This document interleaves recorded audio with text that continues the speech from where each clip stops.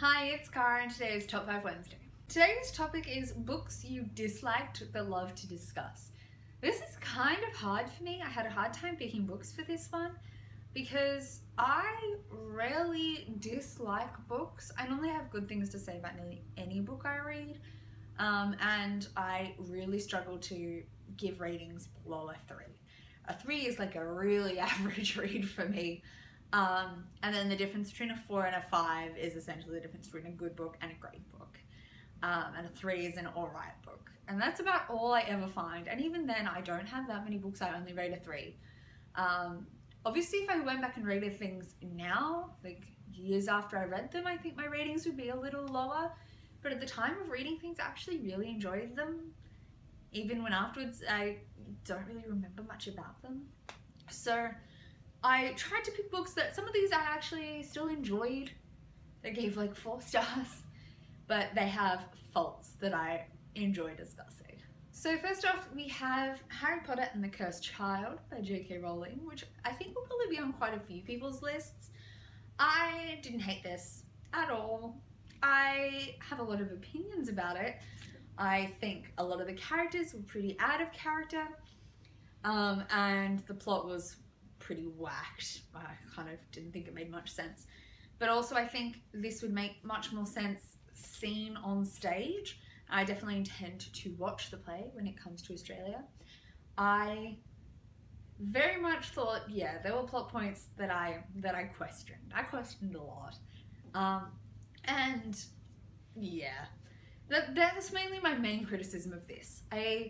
This plot doesn't make sense. Your world has established how time travel works, and then this wasn't it. This wasn't how time travel works in Harry Potter, and that kind of threw everything out, and I think it was a bit dodgy. And I definitely don't think it should be called the 8th Harry Potter book, because it's not.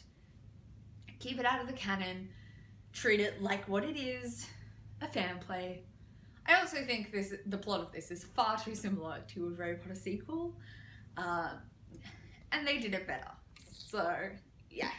Then I have The Magicians by Lev Grossman. This was recently made into a TV show, which I do actually want to watch.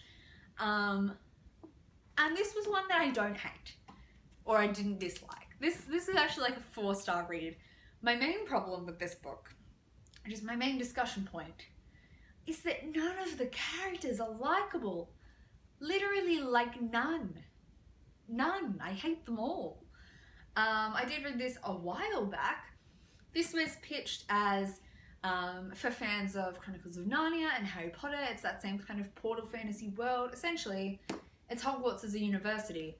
Because it's university level, it's got all these characters who are like young adults trying to do the magic thing in a world, like coming from a world that's not magic, and it makes them all narcissists. And oh, it was awful. They were very hedonistic, narcissistic, and this very much wrapped itself up in one book. So there are 2 more, but I didn't immediately want to carry on because the plot totally contained in this. Quentin, I think his name is it Quentin? Yes, the main character is totally narcissistic, didn't like him at all, and though the world really saved this book for me. The world is gorgeous, the university world building, beautiful. What's the school called again? Fillory. I think, or is that the land? Anyway, this series, I think I really want to watch the TV show. I think the TV show could do this really well. And I do plan on continuing this series, only because the world was so great. But God, these characters irritated me. Then of course we have the kind of classic, because I was having trouble picking things for this tag. I ended up back at the classics, which to me is Twilight. I actually really enjoy reading Twilight, guilty pleasure, but there are so many problems with it. It's kind of the thing that you only enjoy for how fast it absorbs and how fast-paced it reads. Like, you can finish the whole series in like 2 days, because it's just fast. But, God, there are so many problems. I don't like the characters very much. I know I did when I was like 15, but I was 15. And my biggest thing about this series is that I can't get over the whiny vampires. And I hate how much, since the popularity of Twilight, that has then been the reigning kind of vampire story that's being told. Whereas please take me back to the Buffy era of vampire stories. I talk about this all the time. I love vampire and ghost and paranormal fantasy that's of the Buffy era. The kick-ass female characters taking no shits. That is what I want. I do not want this whiny romantic that has stemmed from Twilight. One is enough. One was fine. One would have been fine. Please take me back to the Buffy era. Please, please, thank. Next I have The Giver, which I want to talk about just because of how popular it is. And I thought it was very, very meh. This I thought was just, there was like nothing to it. This is a dystopian, utopian, in which the world doesn't have memory of their past except for this one person.